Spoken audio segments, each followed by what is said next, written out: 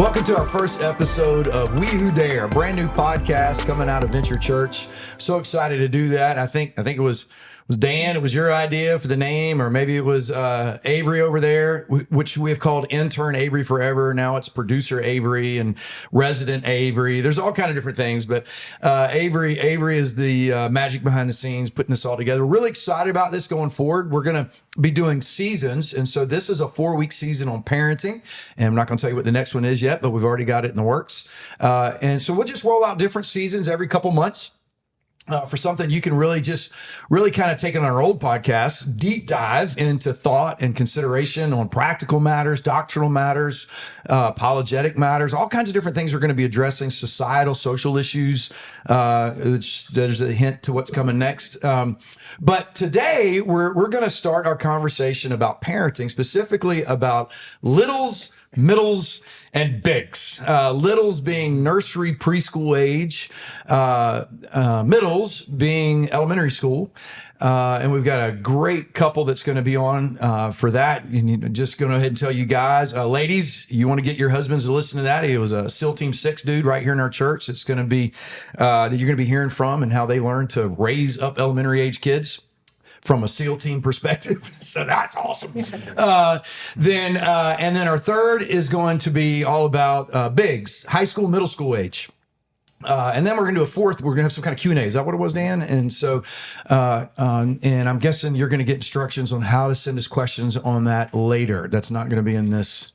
Yeah, absolutely. Check out our social media, and you'll have an opportunity to submit your questions about what you've heard on these podcasts, and we'll have a whole session where we answer your questions. Yep, and so looking forward to that. So, hey, let me set the tone. When we're talking about parenting, I did a series a few years ago called Parent Like a Shepherd, I believe is what we named it, and it was in 2022. And essentially what we did is we looked at the premier passage in the Bible on shepherding, and that is Psalm 23, where David is reflecting on how God shepherds him. And so you probably have heard this, unfortunately, at a funeral. And so it's appropriate for a parenting thing as well, I guess. The Lord is my... So listen to how God shepherds us. And this is the goal. We're trying to parent our children to know and follow Jesus, to love him and love being loved by him more than anything. And so listen to how the shepherd shepherds us. The Lord is my shepherd. I shall not want. He makes me lie down in green pastures. He leads me beside still waters. He restores my soul. He leads me in paths of righteousness for his name's sake. Even though I walk through the valley of the shadow of death, I will fear no evil, for you are with me. Your rod and your staff, they comfort me. You prepare a table before me in the presence of my enemies. You anoint my head with oil. My cup overflows. Surely goodness and mercy shall follow me all the days of my life, and I shall dwell in the house of the Lord forever. Now, I don't have time in these to exegete that, but we spent multiple days doing that back in 2022, so you can pull that up. But what you heard in there was these elements of parenting, these directives of what God is doing in David's life, and therefore what we need to be doing in the lives of our children in the same way of shepherding them to him. And so today we're going to get in our conversation. I'm going to start my timer. Today we're going to get in our conversation about littles that birth through the demonic stage of preschool. And for those of you that you probably recognize these names, the Moody-Musicks and the Pughs, you've seen them because they're pastors in our church. And so you've at least heard their names and seen them some. But what you may not know is the Pughs, I always joke, they have 15, 10, whatever. We lost count. It's actually 5. But once you get to 5, I don't think the count matters. And so they have 5 children, and so they have been through nursery preschool 5 times, and so they've got a lot of history in that area, but it's not ancient history. Your oldest is how old? 16. And your youngest is 5. So they have recent history and can reflect on this. To add to that, Jennifer has actually made a lifelong career out of working with special needs children, particularly in autism. And so in autism, there's a struggle with how to express themselves emotionally, communication, social cues, a lot of the same issues that we see in preschoolers that you're trying to coach and train. So you not only bring as a couple, husband and wife into this, you also bring some really interesting career perspective on that, and get you to highlight more of that in a minute. And over here on the Moody-Musicks, it is weird that we have more than one couple in our church that have triplets. So our middles conversation is going to be with a family that has triplets. Good thing they were SEALs. And so y'all didn't get the SEAL training prior to triplets, but you have triplets, and two of whom have autism. And then Chris, you actually have a specialty in speech therapy, which is an interesting piece as we start talking about preschool development and teaching kids words and emotions and all those things. You also have a background in that. And so while we're on this side of the table, you guys tell us a little bit about just how you guys came together. Give us a little kind of run in. Whoa, I hit the mic. Run in as the Moody-Musicks family and where you guys are, because you're really just coming out of the preschool age. Yeah, so not to go too far back in history, but we met each other on the mission field, and so we loved doing that, sharing the gospel through music. And after we got done with that portion of our life, we moved back to Texas and lived there for a while, close to Chris's family, and wanted to start a family. And so we tried everything we knew for about 12 years to have a child. We even fostered some children, and we eventually, almost to the point of giving up, except Chris had a lot of faith, and I jumped on board with her, and we through the process of IVF ended up having triplets. Mm-hmm. And so not only was that a big surprise to find out that day, we went to the sonogram appointment. But then the next big surprise was, guess what? You don't have the full 9 months to prepare for children. Our children came very early at 25 weeks. And you want to talk a little bit about that experience a little bit and how the kids came into the world?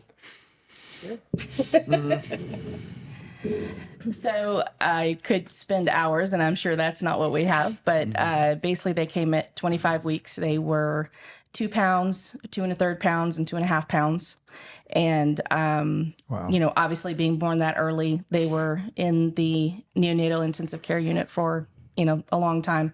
2 of them were in there for 4 months, and our last one was more medically complex. He came home on a vent with a trach, and he was in there 9 months before he came home. So definitely not your typical early parenting experience with babies. You know, probably the biggest thing I remember about that time was feeling very isolated. You know, as a parent, I had looked forward to, you know, the parent of a new baby comes in and says, "Hey, look at my baby, you know, pass him around. Isn't he cool?" You know, and like connecting with other parents. And I didn't get any of that. Yeah. You know, we couldn't even take them to church for the first year because we had to keep them in isolation. This was way before COVID. So nobody understood why we weren't coming to church anymore, but we couldn't, you know, or one of us could go, but not the other. And so, yes, 2 of them have autism. All 3 of them have something going on. That demonic part. Yeah, the demonic part of preschool. Yeah. 2 of them are autistic, and then, you know, 2 of them are also fairly medically complex. Fortunately, the one who came home on a vent with a trach no longer needs that support, so he got the trach out. He's off of the vent and doing fabulous. Yeah. So And learning to walk. yeah, well, yeah, Getting there. different one, but yeah, Different. That's right. Different. Yeah. Different. Yeah. yeah. One of them has CP and is he's autistic, the non-speaking type. And then the other one is autistic, but he is speaking and doesn't need as much support. But going back to their birth, you know, it wasn't your typical experience. It was very isolating. But I still think, you know, I think everybody feels isolated in their own way and for their own reasons.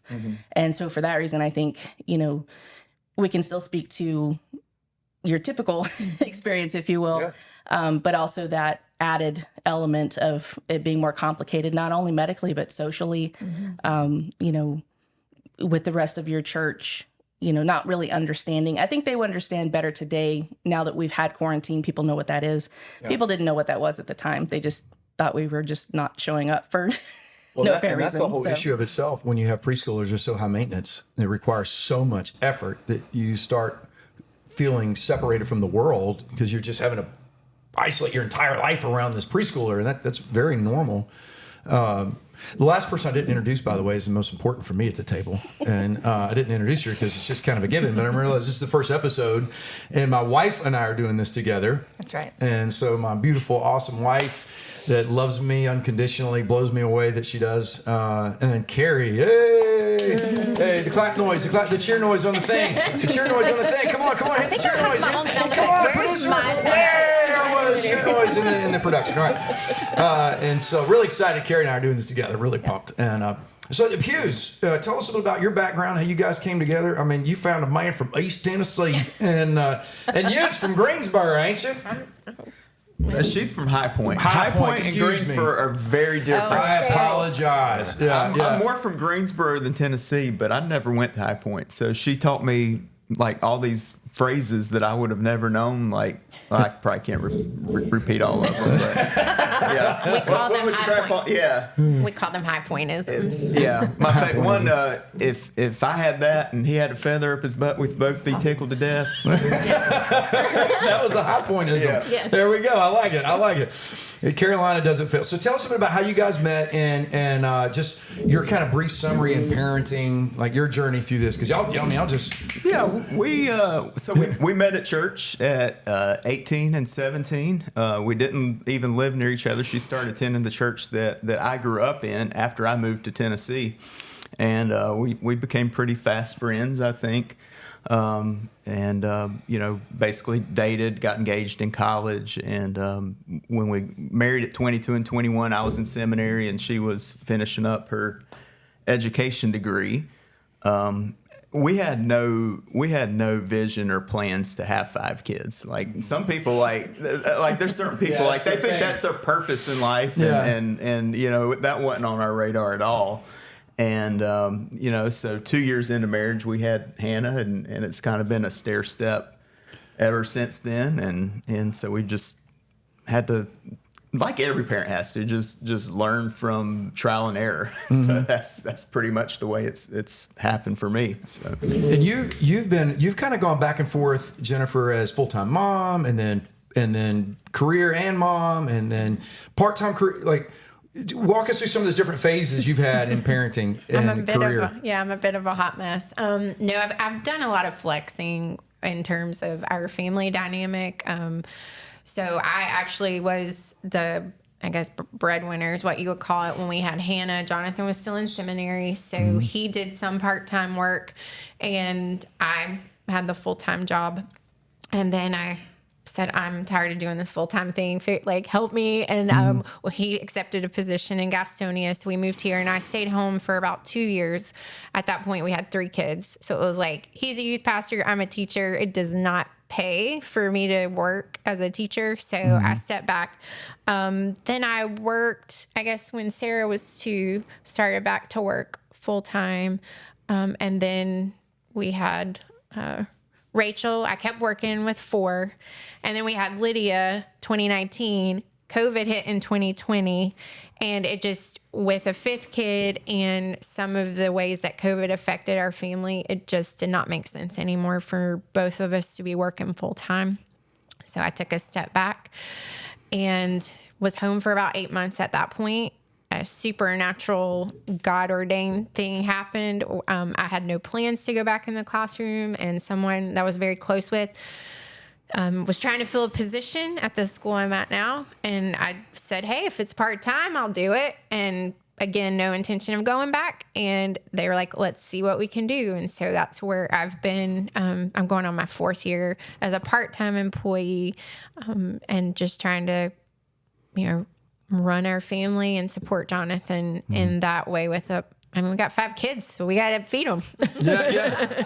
And you guys have kind of done this, and I'm getting somewhere with this because in our conversation with Mike and Jesse Barber, they went through that same thing, triplets, and man, you got go gadget kids, bam, that's a Gen X thing for everybody. But they had to decide what's more important, career or kids, and they chose kids, which means there had to be sacrifice. And you've kind of done the same thing because I know we try to pay Dan as much as we can, but I'm pretty sure you were making a lot more money, Chris. And, oh, yes. Yeah. So walk us through some of those decisions you had to make in order to prioritize raising your children. Yeah, well, I'll jump in first, and you can jump. This was a swing for y'all too, right? Yeah. Exactly. So, I mean, it's just like you said. Like you wake up one day and you have 3 kids, and in our particular situation, being in the hospital, like the hospital became our next residence. Like we had our house, and then we lived at the hospital, And it completely, stopped what we were doing. I mean, she was working as a speech therapist. I was at a church and volunteering there and starting a Spanish ministry. So like, I'm in this whole thing where, every Sunday, you're involved with that in that way of life. And then that just stopped. And so we had to make some decisions about, okay, who's going to work and do what. And initially that turned into like part-time work for both of us. And then it much like Jennifer, started making sense. I'm not spending any time with the kids. I'm not making enough money to make a difference. So I want to stay home and hang out with the kids and take care of them and alleviate some of the cost of having to hire someone to come in to do that. And so that's what ended up happening. You end up going back full time because you were making that money, and I stayed home with the kids and had that time. And the season of that was just incredible. I mean, that was a true gift for me to be able to spend that time with my kids, even though it was a complex season and, they're going through stuff that you just feel helpless in it, but having that time and being there was awesome. And now we've come into a season now of life where it makes a lot of sense for what I'm doing to work full time, and you're staying with them. She's become like their medical advocate, because even though we're out of the woods in terms of that really acute, like, on the verge of death type situations that we were in with the NICU, they're still developing and still need a lot of interventions. Our kids have a lot of therapies they attend. And those things in and of themselves, especially in our current healthcare situation, they require full-time labor to work through all the medical billing and all the scheduling and all those type things. So you want to talk a little bit about kind of what that feels like to Yeah.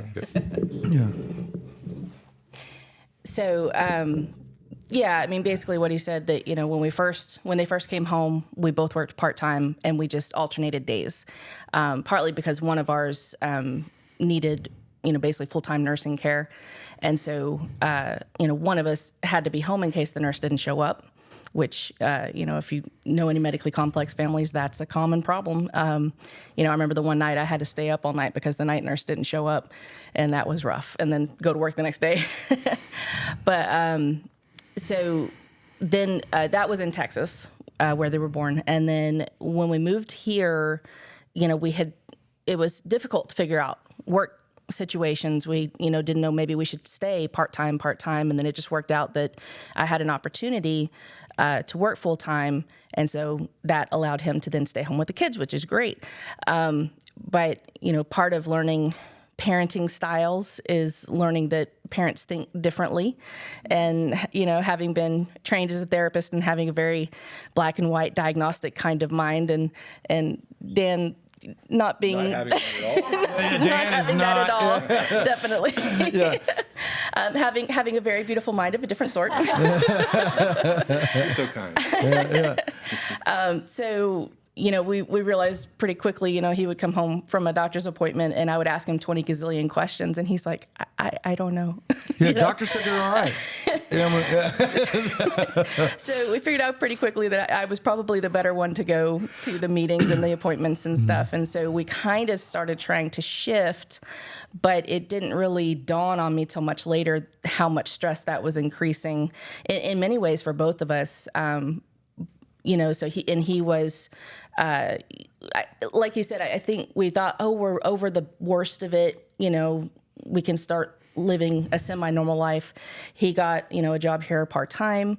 I stayed full-time. He was ramping up to take on more hours. I was taking over the medical stuff. And fortunately, I had the type of job that was pretty flexible. I could move around to make appointments, but I still had to do the work. I just did it on a different day. And so we came to the point where we were both working full time and we still had all these, medical appointments and things like that. And it finally came to a head where we both realized this is not healthy. This is not good, for either of us, but especially not for me. Because basically taking care of all of their needs was a full-time job on its own. That's not counting, paying bills and running the household and stuff, things of that nature. And then, we both have full-time work. So at that point, I decided that it was best to step back from paid work, unfortunately. But, fortunately, I have the support right here that, we were able to make it work out. I never thought we would, but miraculously it did work out to where we could do that. And staying home has just reinforced the fact that this is a full-time job by itself. I mean, even if they didn't have medical problems, it would still be a full-time job. But there's no way I could work right now. I'd constantly be having to cancel and reschedule whatnot. So, the stress is a lot less than having to work full-time, go out and basically treat other people's kids and then have no energy when I got home for my own kids. Exactly. And that was so very frustrating to get home and be so tired and not have anything left to give. And so now it's easier to kind of guard my energy so that when I do have them one-on-one, I actually have something left to give them emotionally. It shows us how in Western civilization, we're so pulled towards careers, possessions, and these things. And to the point where Keri and I have had this conversation many times about how mothers feel like they're somehow in a less important thing, that parenting is somehow less important than that career. And it's just baffling how our civilization has kind of retrained our brains to think that. Jonathan, you're kind of the resident professor here. I'm going to say that's kind of an historical new thing in world history. So I don't see you disagreeing. No. I mean, like we talk about it when we're preparing sermons and stuff, how you have to look at the point of view of the people who the Bible was written to and translate it to our point of view today. And that's one of the big ways that it's different. Like, it was just assumed you could be a complete pagan in Bible times, but understand the most important thing I can do is to raise kids and to have them be successful. Like, everyone understood that. Well, today, fast forward, most non-Christians have a really hard time with that in our culture, and even Christians. Yeah, she's fussing at you about your hands, shaking the mic. Sorry, but Christians, we kind of get pulled into that worldly mindset as well, and it's a real struggle, like understanding like that's God's task, and it always has been throughout history. I mean, from Adam and Eve. From Adam and Eve, out the gate. The most important thing you can do is raise kids, teach them to know and obey God. Yeah, it's just, so this podcast really confronts Western civilization. The fact that we're saying parenting our children, being a family, not as couples finding our identity in parenting, but our identity is in Christ. Our priority is loving one another. Our kids need a healthy mom and dad. That's the best thing for these kids.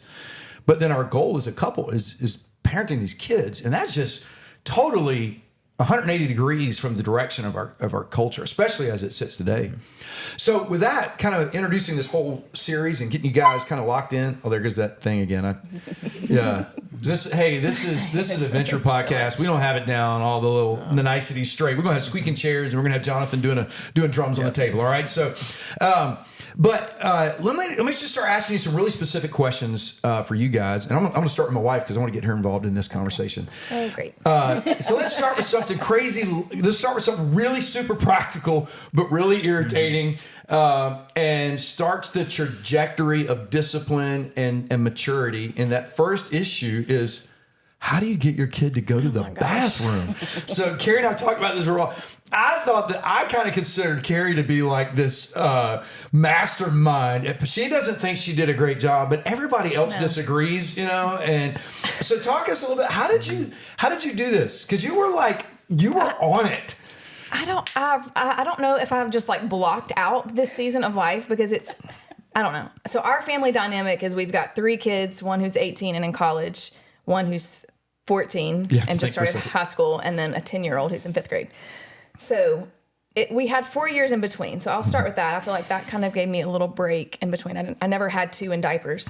I really don't remember. With Ari, I think I read a book that talked about getting a baby doll and letting them train their little baby to use the bathroom. I don't know.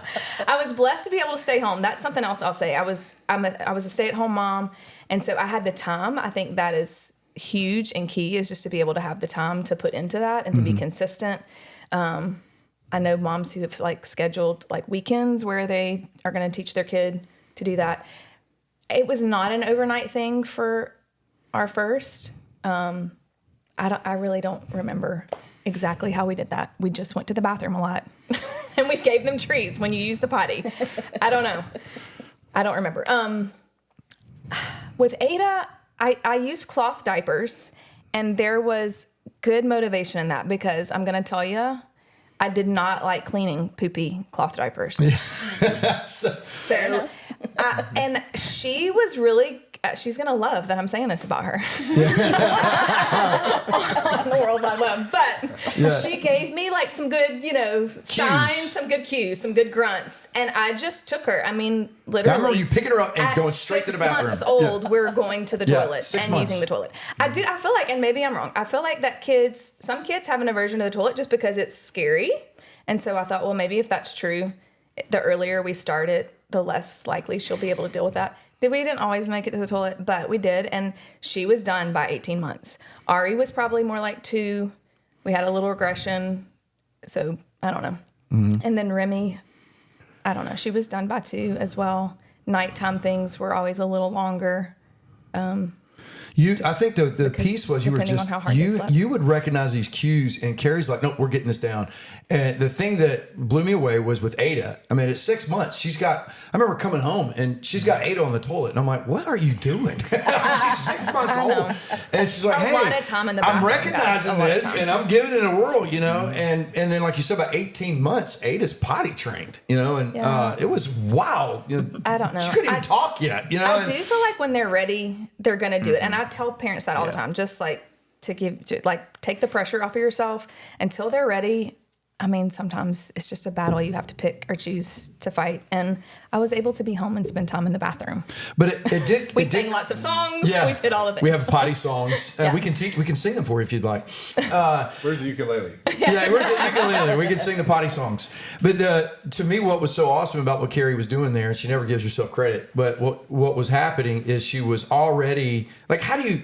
Remy, it's not permanent because Remy's 10, and we were having this conversation about self-discipline this very morning, and so, but how do you teach a kid self-discipline? I mean, this is a key part of maturing a child, right? So, what are you going to do with a 2-year-old to teach him self-discipline? Well, potty's kind of a first thing, and kind of being all Freudian here, but She did this, and this was something we could reward. It was something that had some consequence. Now you got this poopy diaper, and we didn't spank our kids for that, but you have a poopy diaper, walking around with this mess. And so we were able to start giving this, there's reward you've earned, there's consequence and reality, there's all this stuff and at a very young age. So what was y'all's experience in trying to train 5 kids? And then we're going to hear about what it's like to train 3 at a time. So what was your experience like? You're training 5 kids. Where did they go for you guys? So some of my experience, I think it was good that Keri pointed out, having the time, because some people just don't. I mean, if you have 2 full-time working parents, you're really at the mercy of whoever the caregiver is during the day, and it's not you. Hannah,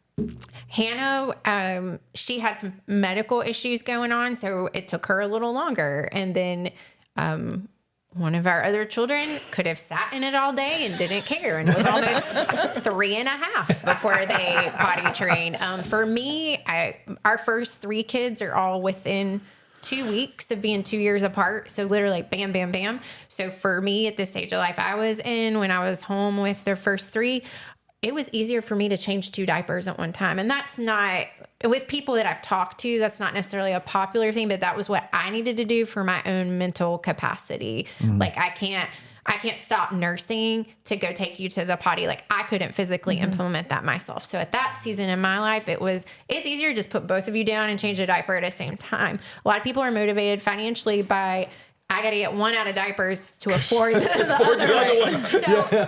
So I kind of, for myself, had to be like, that's not for me. I have to know mentally where I'm at, because like once we hit a 4-year-old, a 2-year-old, and an infant, like I was really struggling with like, I can't keep this house together. I can't do all these things. What can I let go? And that had to be the thing that was let go for me, was trying to be so dogmatic. Not saying Keri was, but like for me personally, I couldn't be dogmatic about it. And Jonathan's mom even shared with me, like he was potty trained he was potty trained at like 16, 18 months old, but he would only go for his mom. So they would have to get her out of church Mama's to take boy. him to the bathroom. It was worse for me to be potty trained. For him, it was like, what's the purpose? Because nobody else can do this. And then our last child, like she would go for Jonathan and not for me. And he would send me pictures because Jonathan's off on Fridays. He would send me pictures at work, like, look at what I did. And I'm like, I hate you.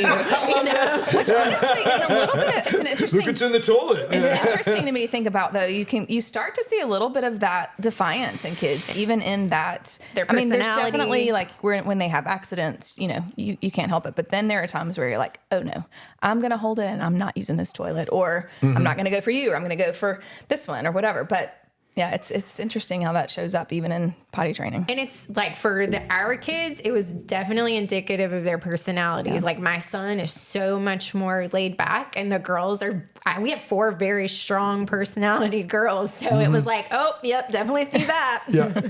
Well, and what Keri just said, that it was going back to when we kind of set this up. This is that first place of discipline, maturity, responsibility, obedience. I mean, this is one of those first big lanes of accomplishment. You know, we've moved from don't stick your finger in the light socket to something that's, hey, this is, you know what I mean? Like this is a big deal. Which light socket is too, but that tends to be self-correcting. What about you guys? You got 3. Talk about buying some diapers. Yeah, it was wild. The first month that all 3 of our children were home, we went through 1,000 diapers. Wow. 1,000. 1,000 diapers. It was insane. Yeah. Our house reeked the entire time. Like you just couldn't get the smell out because there was a constant factory of poopy diapers. And our garbage men hated us. Can you imagine? I mean, every time rolling by and literally just picking up hundreds of dirty diapers. Yeah. Every week, and it was a constant thing for us. I mean, it was. Now the fortunate thing was we could. They were so tiny. I mean, like these little diapers went on really, really quickly, and those type of things. But it was very challenging to maintain all that, like to literally have space to have that many diapers on hand. I mean, just things like that are just wild. And the thing I want to highlight just after hearing these 3 stories is everybody's family dynamic is going to be different. And so if you're out there, if you're listening to this, I want you to hear it's okay that your family dynamic is different. Right. And that you have a different way of doing it, or that it didn't work out the way this person said it was. Stop comparing yourself to other families and other people when it comes to this regard. The main thing to remember is that you're working toward it. And in the scripture that Austin read, the shepherd, he makes us lie down. And in this area, however you're going to get there, you're going to get there. Yeah. But be intentional about it and have that shepherd mindset of, I'm going to take you to the place where this is going to be a success for you. And it may take you all these, routes to get there, and it may take 1,000 diapers to make it happen. But the point is, you get them there. Yeah. Well, let's build on that. In this theme of teaching our kids discipline, taking responsibility. I've been very critical, and you're going to hear me speak of this throughout this podcast, of this thing called gentle parenting. And although I get its purpose, we do things in society reactionary. So it seems to be this, what I'm learning about this approach is it seems to be the reaction to the bully, hyper aggressive, micromanagement, mean parent that, and they've swung to this other end as if that's somehow better, and it's actually just as bad. It's worse in some ways because it's more dangerous in the kid's near future. The other one's more dangerous in the kid's long-term future. This one's more dangerous in the near future. And so building discipline to understand how to help my kid begin to own things and understand consequence so that I can make wise decisions. Can't make wise decisions, don't understand consequence. When did you decide, at what age and what things did you see were the opportunities to start teaching your children this, to start teaching your children consequence, discipline, maturity, decision-making? Like, when did that hit for you in that littles? Because I think we're all in there. Like, I'm a big believer it starts in the littles. If you wait till middles, it's too late.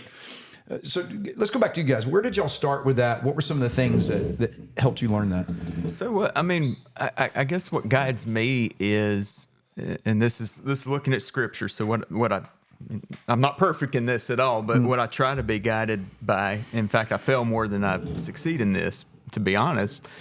But I know that my parenting needs to be guided by. I know, it's just the pulpit. You want to pound man. it. Yeah. I know you can't unlearn bad habits. The Ten Commandments, I want to be guided by that. And you say, well, that there's only one in there that pertains to parenting, but it's a rule of life that starts with, I am the Lord your God who delivered you out of slavery. And so what are you trying to do? You're trying to raise children who are free to know God, to love God, to obey God. And so that's a heavy responsibility that God puts on us as parents. And so biblically speaking, when our kids think about God, they're going to think about us first. And I think that's what's missing from the gentle parenting side is you're not giving your children a true picture of God. Right. You're giving them a fake God. You're teaching them idolatry. You're breaking the Ten Commandments. Because think about this. The first 4 commandments are how do we relate to God? Then the last 5 are how do we relate to humans? Well, what's that 5th commandment? Honor your father and your mother that it may go well with you in the land. It's the only commandment with a promise. It's the only commandment with a promise. But what God's saying is, if you don't honor your father and mother, you cannot honor me. And so when so I have to be, and I have to remind myself of this because so it comes down to, for me, are my children respecting authority? Yeah. So when the 2-year-old, so like probably a big line in our house is children hitting their mom or trying to hit their dad. Like, you'll try that one time. Yeah. And that's going to be it, because this is God's representative to you. Yeah. And if you don't respect her, you will not respect God, and your life will be terrible. And, and we don't like to talk like this, but you could be sending your child to hell because you don't teach them to respect the authority of God in their life. Yeah. It's major. That's It's major. massive. For Christians to understand this, I am teaching my children a false gospel if I'm not teaching my children first to understand I am their God-given authority at this age. Not forever, but right now I am. Yeah. And if I can't teach that, I'm literally not teaching you who God is and how I'm going to align with him. I'm teaching you that you're God. Yeah. So what were some of the issues that you as a mother picked that you said, because you got to pick them. Like, what were the issues you said, these are the things that we're going to use to teach our children. We're the authority, you're not, at that preschool age. As in corrective measures? Yeah, at that preschool. Yeah, we're not even just corrective measures. Like, these are the rules that we established. Law establishes authority.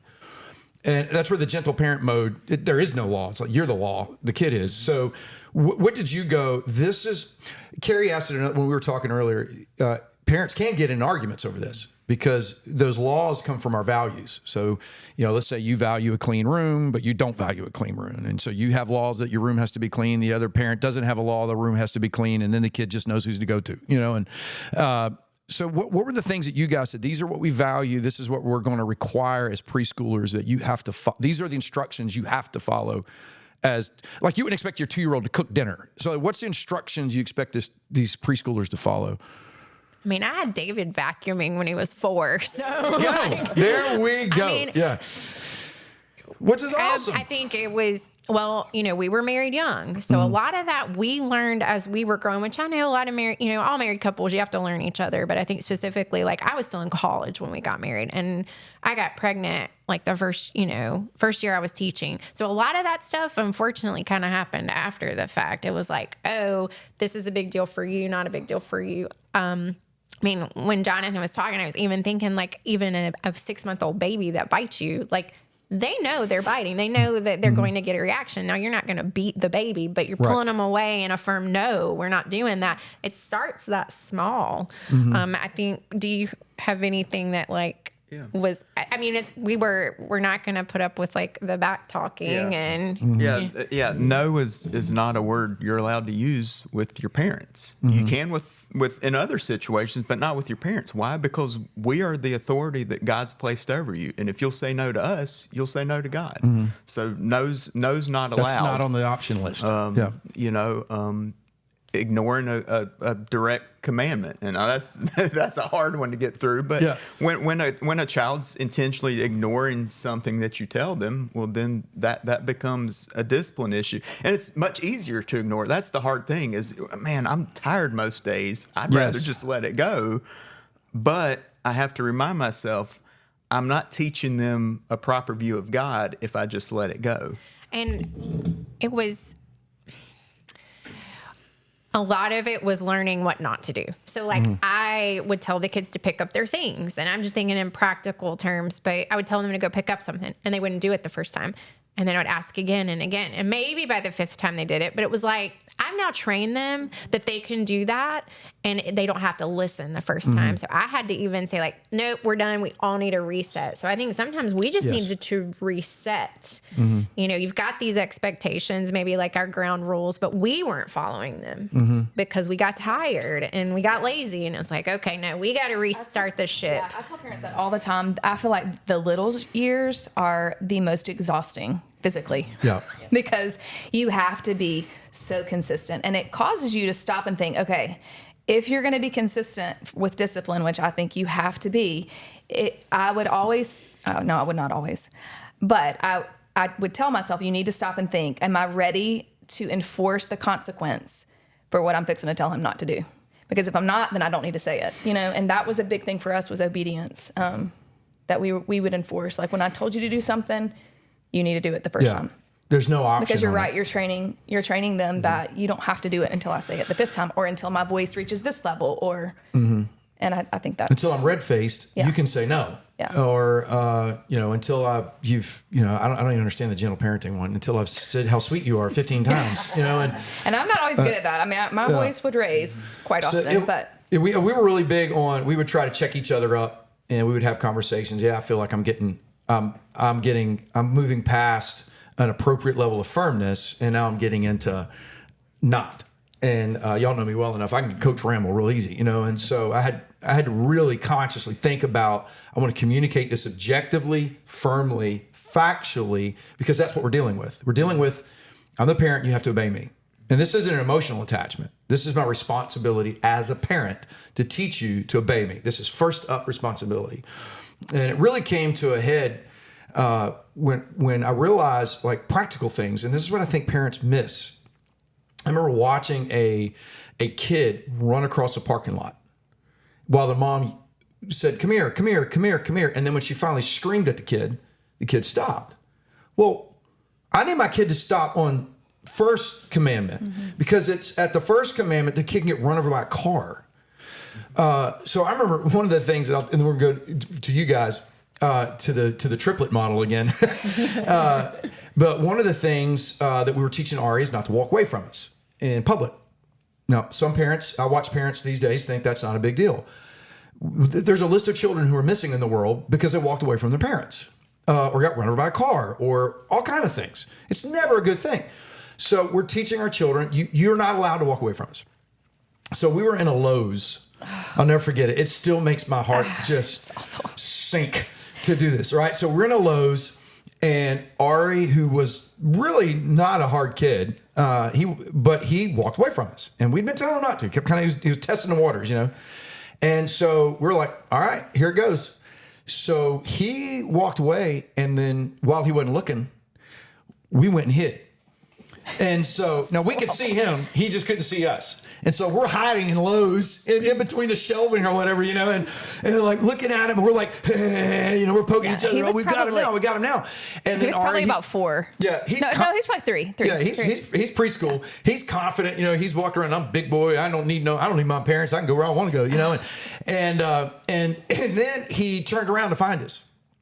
And when he couldn't find us, it like killed us. Like I almost started weeping right there in the deal because he collapses and begins to weep, thinking. It was so heartbreaking. I was like, But he never walked away again. I will say, this does not work for every child because our youngest child. Oh, she would have just been happy as lark. Yeah, I got one of those too. Yeah. Yes, I hid around a corner once to try this tactic with her, and she's just acting like she's shopping by herself at 2 years old. Yeah. Looking, I'm free. I can kind of see a little panic in her eyes, like, I don't know where my mom is, but this is a cute towel. And then she rounds the corner. Oh, there you are. And it completely unfazed. Yeah, unfazed. So it does matter per the kid, what you do. But what about you guys? Where did you start this discipline and teaching them you're the authority? Yeah, it's with triplets, it was interesting. In our case, even though they came at the same time, they were very much three different people. I mean, like two of them are identical twins. One's a fraternal twin. So literally, there's two of my kids who have like the same DNA, but yet they are different people. And so that requires, just like for every parent, you deal with each child individually. You deal with them where they're at and who they are. One of the things about, you mentioned this general parenting model. One of the things I've noticed in our culture is that we are starting to value empathy more. Good thing. Love that people are empathetic. But when it comes to this idea, when you kind of privilege empathy over discipline, you're confusing some things a little bit. And so in our case, how that kind of came out, and this kind of goes back to how our brains are different, and you can talk a lot about that in a second. But our son, Nathan, he has cerebral palsy, has some cognitive delays. And one of the ways that we think he expresses himself, or when he gets overstimulated, is he will come grab your hair, he will bite you, and he will do it with a smile on his face. Like it's just the funniest thing for him. And when you say ow, or like you react to it, he'll laugh at you. So initially that kind of has its novelty, and you're like kind of laugh about it. But we got to thinking about this, when this little toddler grows to be 16, 17, 18-year-old, starts hitting somebody, starts biting someone, that's not going to be good for him. And we thought even longer term, that, once Chris and I aren't here anymore to take care of him, and there's someone that's not his family that maybe is in charge of taking care of him, what's that going to be like when they're dealing with a kid who's, or an adult at that point, which is biting and hitting? And so it brings up this idea of, I have all kinds of empathy for Nathan. I get why he does that. I will look at him and with all the understanding I can have for him, but at the same time, I can't allow him to have that kind of behavior, even with his cognitive delays. Like I can make excuses for him. The empathy can well up and say, well, but he was born at 25 weeks. He has cerebral palsy. He has all these cognitive. I can have all the empathy in the world for him, but as his parent, as his dad, I still have to discipline him. I still have to create that space for him that says, no, that's not right. And so there are a lot of times where we're using stern language. We're slapping the hand. We're saying that's not right. And the benefit is after years of doing that, he does that less often. It's getting through. It's making a difference. And hopefully you're not jinxing yourself right now. Yeah, I'm going home tonight, and then you're going to take a chunk out of my hair. You're coming over to bald patch tomorrow. Because empathy doesn't make excuses. Right. It doesn't excuse behavior. You can sympathize with somebody, but it doesn't excuse. Right. Yeah. And I think in our modern culture, people think empathy is what we need to lead with, and what we need to make the most important thing. Oh, I understand my child. Yeah, you should really try to understand your child, but let that be a tool for you then to discipline them correctly. And so I want to repeat that because that's huge. Let empathy be the tool on how to discipline them correctly. So I get where you're coming from, and I understand who you are, and therefore I'm going to use this method of discipline because it's going to work for you. Whereas over here, I need to do this, but if I'm not using it to that end, then empathy is to your destruction instead of your construction. And so I think with the way I love how you just said that. I think it makes a lot of sense. Would you talk a little bit, Chris, about like how that looked in your clinical practice? Because you had tons of different kids, and your brain is so great about looking at a kid and saying, this is the way I need to approach this kid to be successful. Well, lots of thoughts going through my head. So I will speak to that. Remind me if I forget. But I do want to point out, I think we are possibly maligning an entire movement here. Sorry about the hands. Yeah. I think what we think is therapeutic parenting, or not therapeutic, sorry, gentle parenting. Most people say they're gentle parenting, and what they're actually doing is passive parenting. Yes. Yes. True gentle parenting includes boundaries. They may be gentle boundaries, but we don't let our kids walk, run into a parking lot or things of that nature. But so just to say, for those who do true gentle parenting, we're not saying that's a bad thing, because you can be gentle and have firm boundaries at the same time. Yeah.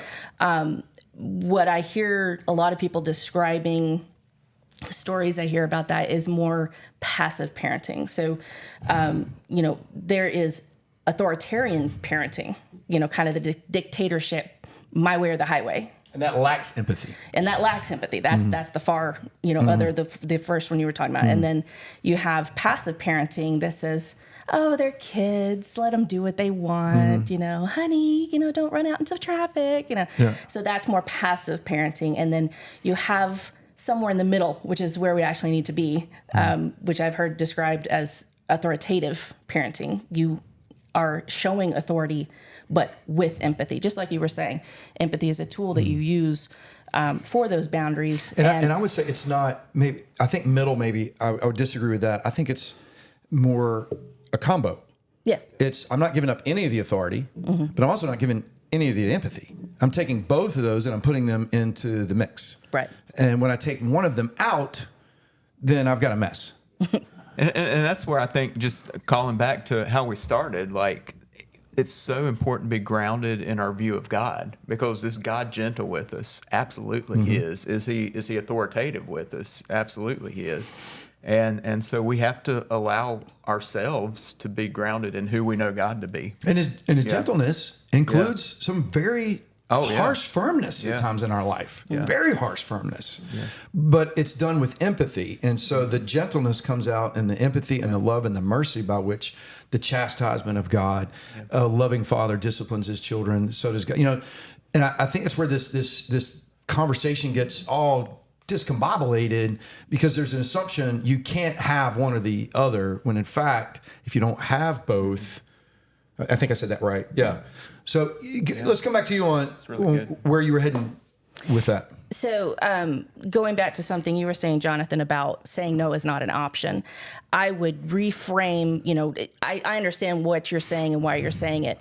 I'd like to say the same thing, but in a different way. My children have the option to say no, but there will be consequences, right? Yeah. So I think that's basically what you were saying, because, absolutely. In my mind, I grew up with at least one of my parents being a little bit more towards the my way or the highway. And I think that resulted in me not really feeling able to make my own decisions, and so I was allowing other people to make decisions for me. And that's also not healthy. And so I'm trying, with myself as well as with my children, to say, you have the option to say no, but there will be a consequence and you won't like it, and I think that's what God does too. He's not my way or the highway, or else we wouldn't have free will, So it's the process of teaching a child gradually as they get older. We don't walk into traffic. I'm not giving you a choice there, but whether you want to wear your coat and it's cold outside, okay, I'll let you make that decision.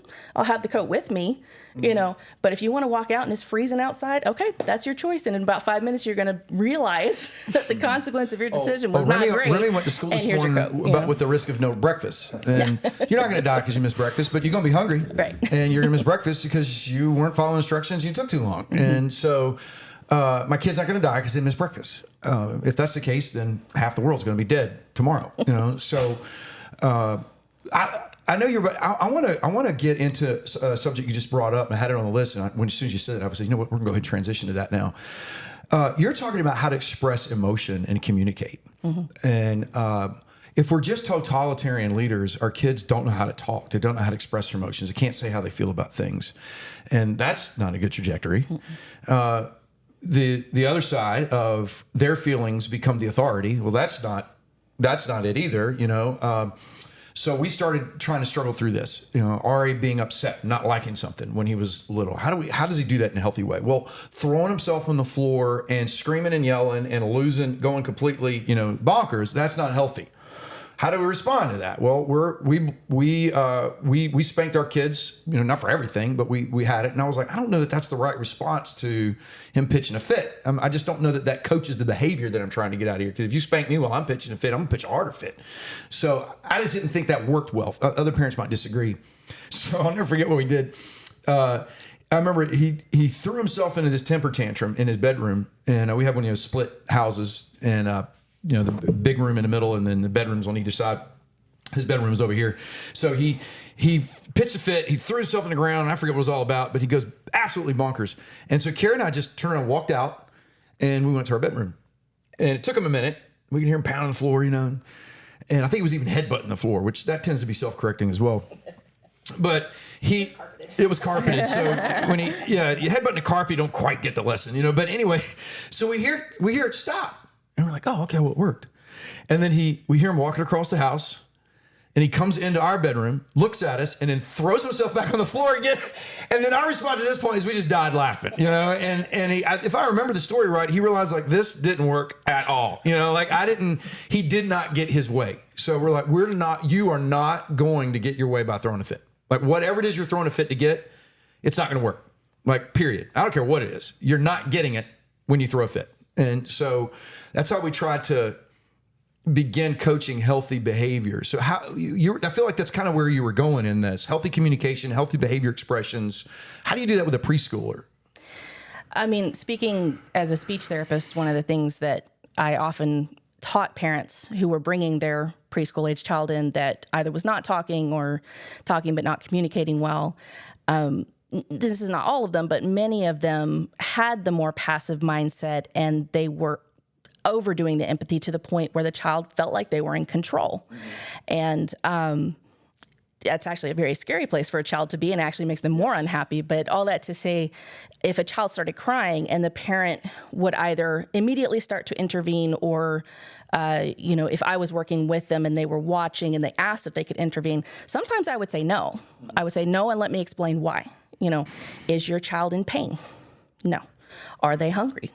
Probably not, because you fed them on the way here or whatever, you know. Yeah. You know, is there, you know, there's reasons children cry. There's reasons they get upset. And you as the parent have to decide if it's something major, like they're hungry, they're in pain, they're scared, something's going on.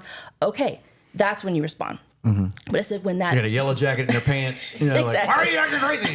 Yeah. But when their behavior is purely to manipulate the situation to get what they want, then you have to ask yourself as a parent, maybe I don't respond to that. Mm-hmm. Because therefore I'm teaching them they're in charge. They can get what they want by acting that way. And if I want to teach them to act a different way, then I'm not going to be the empathetic response person when they're doing it for this reason. Yeah. And so as a parent, you have to be very observant, learn to be observant. And a lot of parents aren't. I actually wasn't super observant of my own children starting out. It was a learned skill. It was not something I was born with. I don't think, you know, half the parents probably aren't born with. You have to learn to watch your child and ask yourself that question. Are they in pain? Are they hungry? Are they scared? You know, those are things you answer, but are they just trying to get their way? Or are they trying to manipulate the situation? Yeah. Then, and in that moment, you don't think, I'm not going to let you get your way. And you don't have to go angry on it. Just realize, okay, they're a kid being a kid, and now I have to be a parent being a parent.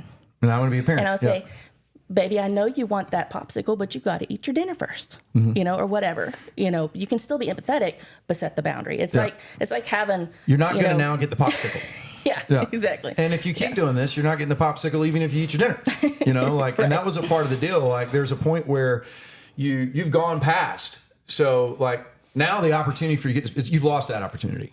And it doesn't matter that you check the box. You have to learn to check the box with appropriate behavior. And you've missed this chance. So we'll try again tomorrow.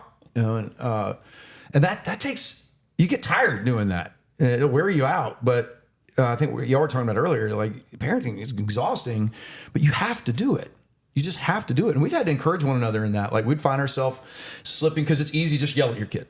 And well, that's not, There's an appropriate place to yell at your kid. They're about to get themselves killed. Followed by I'll never forget it. Ada ran behind my truck one time as I was backing up. And now Ari, I would have spanked him because I want him to get this. And the way we did spankings, it was an event. Like you go to the room, you have to wait, and that of itself is part of the discipline. And then we're going to talk about it, and we would explain even to a 2-year-old, like this is consequence. Say the word consequence. You need to learn that certain things have really bad consequences in life, and that's what we're trying to teach you. And so I would give him a spanking, and we had a spanking spoon, and that spanking spoon got stolen a couple times. It got broke, and no one ever fessed up to it. But Keri and I were certain it wasn't us. But we had a spanking spoon, and so they knew the word's coming here, and then we would go through this routine, and then we'd get the spanking, and it was designed to hurt. If it didn't hurt, there was no point, and so, and of course, how did I know it hurt? They cried hard. And then we don't just walk out or do the stop crying, and suck it up. No, we just held them until they finished crying. And if it's 5 minutes, if it's 10 minutes, if it's 30 minutes, we would just hold them until they stopped crying. And then we would play together. Now, I know some of my more liberal friends would be like, that's disgusting, that's sick. And I'm like, no, that's the Father's love. And so we started loving our children before they were born. And then we physically started loving them the second they came out of the womb. And so we're just loving them and loving them and loving them, and we're pouring it on lavishly. Discipline is just in moments. And so in that moment, we're capitalizing this and then taking them back to that foundation of, hey, I disciplined you, and it hurt, and it was hard, but we're still good. It's kind of the sermon we just preached in Samuel. I'm good with you, and we're going to play, and we reinforce that. So we started that young. Well, anyway, with Ada, I didn't have to spank her. I just looked at her and said, Ada. And she'd be like, ah! She would just lose it. I'm like, all right, well, that hurt. So I'm backing my truck up one time. She runs behind it, long story short. And I slammed on the brakes, threw it in the park, and I ran around, and I didn't spank her. I chewed her out. To this day, she was like 3, and she has not forgot that chewing out. And matter of fact, there was a kid in our neighborhood recently did it, and I did the same thing to him. And he'd gotten a habit of running out in front of cars, and so I did the same thing to him. And Ada was like, "I remember when you did that to me." so she still remembers this, and that was so important that fire matched the moment for her, that she connected the emotion and the seriousness, and this could have been really bad. And so we tried to bring that together, and then we went in and we played. I kind of followed the same routine. I went and did something fun with her and made sure she understood, hey, I still love you, I'm your daddy, and what do you want to do? Let's play, And so what about you guys? Like for y'all, like how have y'all handled this in that age group? Like how did you really drive into this balance of empathy and discipline, and what did that look like for you guys? And especially in trying to help them express their emotions and talk. I think for us, because I do have sort of a child development background, recognizing that children learn language after hearing it, and they have to hear it for a long time. And so then, because I was thinking about this when Chris was talking, for kids that are delayed, it's much longer that they develop language. So when you're talking about a typical 2 and 3-year-old, it's a couple of years taking in language before they're really able to produce it and get it out. So it comes out in the tantrums, the screaming and all of that. So really trying to understand, okay, this is how they're going to express themselves, but then I have to teach them an appropriate model. So I think the first thing is, am I modeling an appropriate response? Like, am I flying off the handle? Because I am very reactive. I'm 0 to 60. That's my personality. So like, okay, she's doing that because she's seen me react that way. Mm-hmm. So really trying to model like, what is an appropriate way to respond to something. And I'm seeing that now, even in some of my older kids, like, oh yeah, I've taught them that, and that's not good. Oh. Hey, stop doing that. Looks like, me. Yeah, so that's fun when you get to that podcast. Yeah. Or we're going to skip that one. Yeah. We're let Dan Chris do that one. Do you want to add anything? Oh, I was going to say, and we do this. We didn't even realize we do it. Somebody told me, he's like, I learned how to talk to my kid from watching you talk to your kids, I'm like, well, that's kind of scary, first of all. But he said, you always talk to your kids like they're just regular humans. Like, you don't baby talk them. I'm like, you know what? We never have baby talked them. And that's like, so I think he said, well, that's giving them language probably sooner because you just talk to them like normal. And I would add to that, I think active listening, learning to be an active listener to your kids and ask them questions helps bring out those emotions from them. Flesh that out a little bit, because I'm a guy who listens really good. And yeah, active listening. Talk about that a little bit when it comes to a 2-year-old. How do you actively listen to a 2-year-old? You make eye contact with them. You ask them, question. You don't just ask them, how was your day? But, you walk them through their day. Well, what did you do after you got to school? What was recess like? What did, what did you eat for lunch? What were some of the colors on just lots of questions helps bring that out of them. What I would find, like when, because ours did go to like a half-day preschool, most of our kids did, I would find if they had a really bad day, I would find out at like 10 o'clock at night. Because they it's weren't amazing how well they prepared. talk at 10 o'clock at night. Yeah, I'm like, oh my gosh, can we just get through the story? I'm so exhausted. I just want to go to bed. And then the meltdown would happen of this is what happened during the day. So but I had to give space for that. I would be like, why are you acting so crazy all afternoon? And then someone was really mean to me. So I know we're not talking so much school-aged kids, but that tends to happen. Like they're not able to process their emotions. So, or like realizing the kids acted like a jerk, but oh my gosh, they have a fever. And I didn't even check the fever. So like really trying to, again, observe and listen, like there's something deeper going on than they're just being a jerk. I think what Chris said, just learning to be observant. And I mean, as moms, even when they're little, you learn those different cries. The hungry cry, I need you to change my diaper cry. I'm hurting. All of the different cries. So I think just really learning to be observant and spending time with your kids. Well, the time piece is you can't replace time with anything. I remember people saying, "Oh, but you have quality time." Well, quality time still doesn't substitute time. Go ahead, Dan. I was going to add on to that with we've kind of mentioned being an example for the kids, even at this age, where it's appropriate. Start sharing how you're processing your day. So something happened at work today. So can you find a way to relate that to your 2 or 3-year-old that shows them how you're processing that? To be real and say, man, my boss was really mean to me today. And it made me feel this way. And by spending that time, Speaking of a specific all hypothetical. I feel like both these cameras are on me. But as they see you react to that, you're actually teaching them how to process their emotions too. And so when they come home from school or preschool or whatever, and they've had a rough day or whatever, or something's happened, they have a visual of that's how my mom dealt with it. It's how my dad dealt with it. And then you just carry that on through as they get older. I mean, you start maybe sharing more in depth about that. But it goes back to that time piece. You have to kind of have the time to sit with them and say, and like one of the things we've done often at the dinner table was we talk about what's the best part of your day, what was the worst part of your day, what you do. So we start having conversations around those feelings, and then you're able to help them process that by showing that and reflecting what that would look like. And then that also allows you to bring in the spiritual elements. I just had to stop and pray.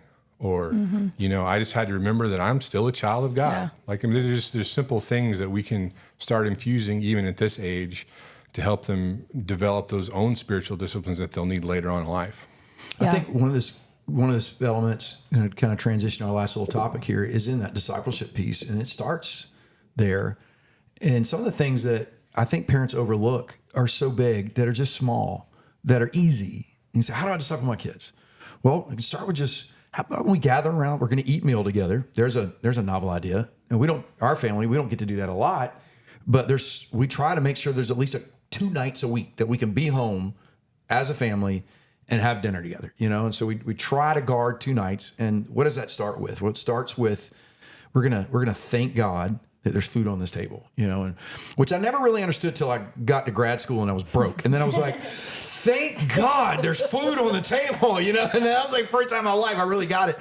But what are we teaching them? We're already teaching them God's authority, God's provision, bedtime prayers. What a sweet way. It's not just a method of trying to dial your kid out, and get them to go to sleep, but just praying with our children at night. It's one of my favorite things to do.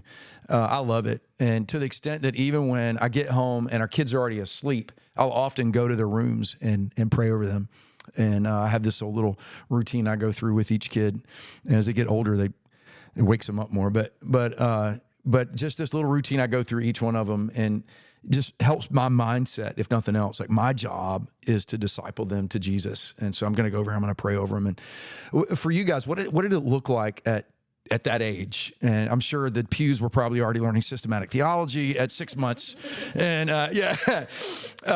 when they say you talk to your kids like an adult, like that made so much sense to me, because your kid, I'm like, oh, that's how they did that. Because we would always talk about like David when he was like 3, he's talking to us and we're like, you sound like a 15-year-old. Like, how is this? We're having an adult conversation with your 3-year-old. It was incredible. Talk a little bit about how y'all did it with your preschool. So, that age, it felt to me like it's just constant praying. There was never like this sense of, okay, we're going to do it this time. It was just like all throughout the day, like, Lord, please help me. This is, pray again. Yeah.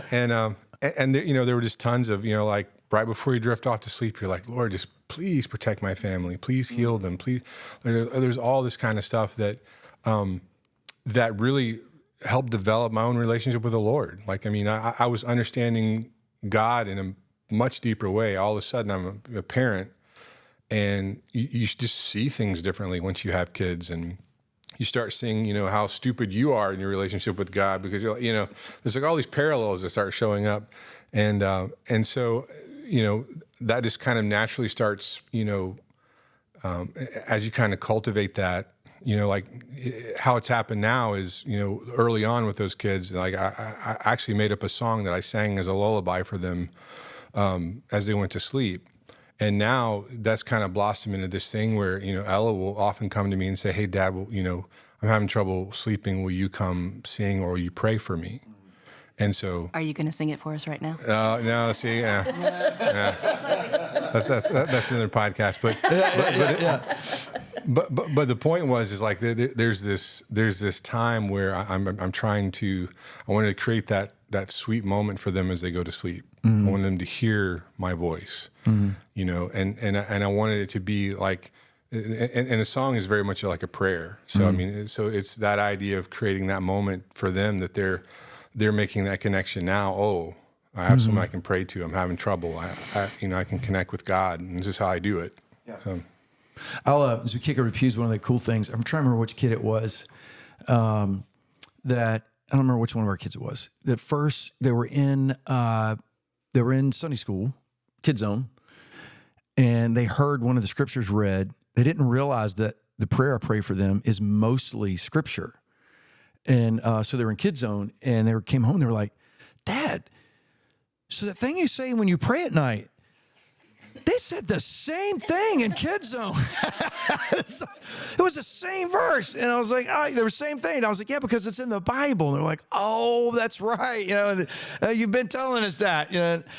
So that was just kind of a cool moment that my kids are learning these Bible verses and don't even know that it's really connecting yet, because I pray scripture over them.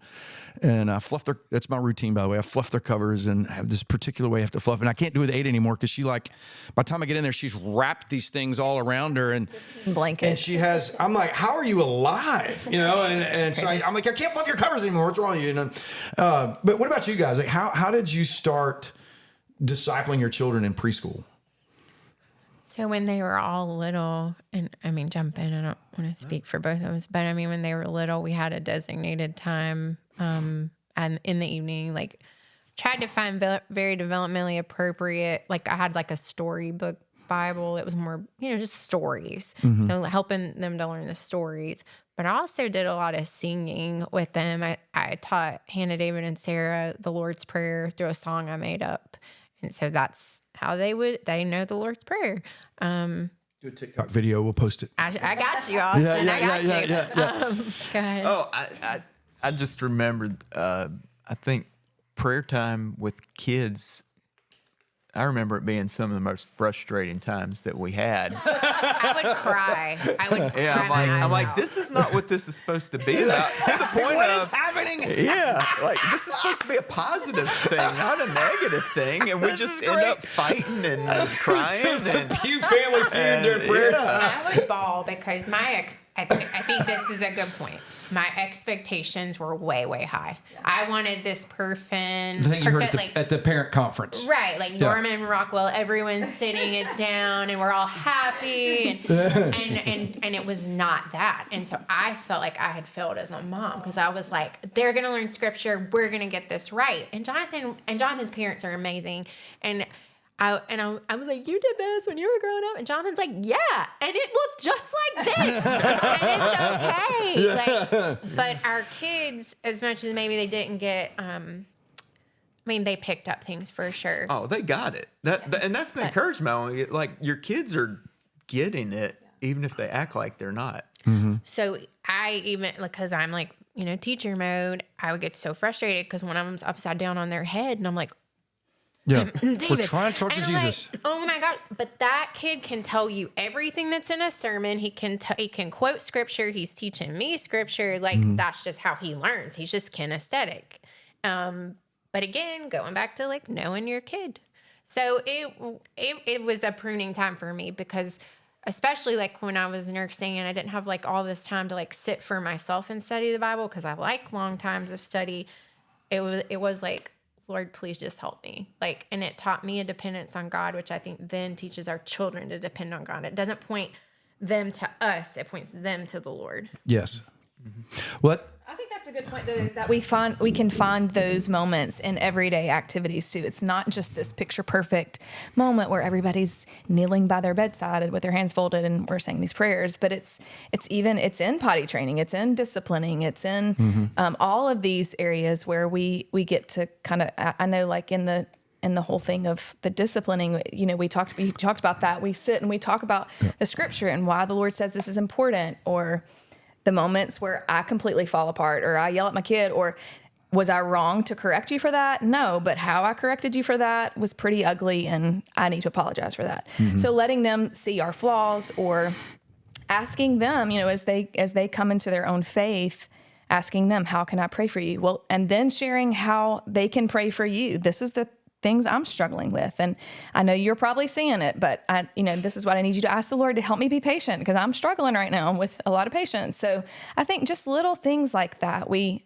tend to overlook and think that they're not a big deal, but it's really kind of giving them the opportunity to see how they can grow in their own faith and in the Lord. And to have your children pray over you is one of the most beautiful gifts that you can ever have. Yeah. Oh, I imagine. Yeah. It really is. And you can't create a desire for the Lord. And that is probably the hardest thing in parenting, is knowing that you can equip them and you can give them all the tools, but they have to choose that faith for themselves. Yeah. And that's terrifying. Chris? We had a little bit different of an experience because, prior to having the babies, we were full-time ministry, full on every Sunday. And then when they were born, it was 60 to 0. It was just slam on the brakes, just focus on surviving. And then we moved to North Carolina and, they were 3-ish around that time, about to be 4. And it's, for whatever reason, it occurred to me that we're operating on what we know. We were both born different kind of Baptists. We were raised in the, we have all of this knowledge, this history of how we grew up. And then I realized they don't have this experience and we're not going to church right now. We hadn't been to church since they were born, except for maybe like once, and it kind of panicked me a little bit because I realized that we've not really been effectively sharing what we know and to realize that we need to get connected here. We need to get back in fellowship. We need to, be in an environment where they're hearing about God and learning about God. And that was really what drove the impetus to start visiting local churches. And we came to visit Venture and decided that was a place we wanted to be. So, well, and that piece of, as we develop their heart for the Lord, we're developing a sense of identity and value and confidence. And so in healthy discipline, doesn't result in a weakened person. It results in a more confident person, a confident, humble person. A person knows how to know I'm good at I can submit to authority and I'm still fully me. I can follow rules and I'm still fully me. That's healthy confidence. And so that comes with how we love our children, how we discipline our children, how we're giving them chances to succeed and applauding those chances to succeed. But then being willing to correct things and then find out, hey, I'm still valued and I'm loved, even though I failed here. That builds confidence. And I think when parents miss on these things, when they give that up in the effort to create confidence, they're actually creating a false sense of confidence. And it's backfiring. We're seeing it happen in culture already. It's completely backfiring as we have mental health issues at an all-time high among this rising generation. You can't help but correlate that with how this generation has been parented. So they can't deal with emotions. They can't deal with stressful, difficult relationship issues. They can't. There's all these things because they've never dealt with it at home. And so, parents, I want to encourage you. Number one is just being able to find that opportunity to create space in your life to get your children plugged into church, building relationships with those kids in church, being influenced by other people. Starting at preschool is huge. And that's why we challenge our workers to, hey, this is an incredible opportunity to serve in the preschool ministry adventure. Because you're literally right there at the ground, on the grassroots level, helping these children learn what humility looks like, what confidence looks like, what the love of Jesus looks like, what community looks like, experiencing friendships. It's so many things just by being involved in a local church.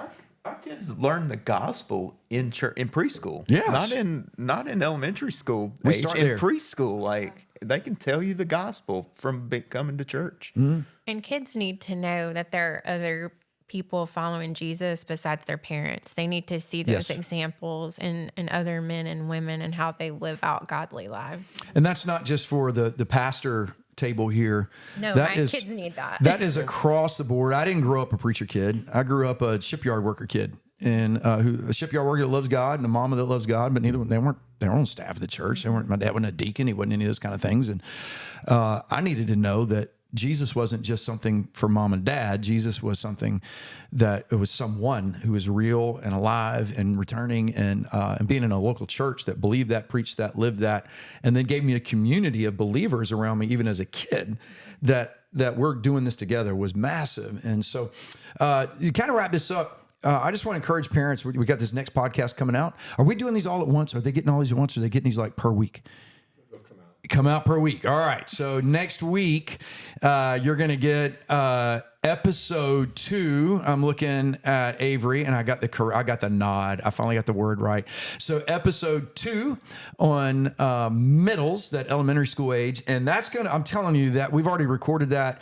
That is a podcast that I promise you don't see coming. What's coming? And I've already shown my hand a little bit because I'm trying to tell the women, get your husband to listen to it. And so just tell them it's a Navy SEAL talking about parenting kids. So there you go. But after that, I'm telling you that podcast is going a direction that it's going to shock you, the direction that thing's going. And so I encourage you to check that out. Thank you for joining us. We'd love to hear from you on topics and things we can address in the future. We're developing a pretty fun list already. But we're honored to serve you. And I hope you get to join us on next week's episode. Almost said session. See you.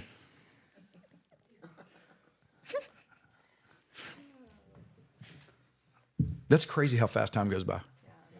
Yeah.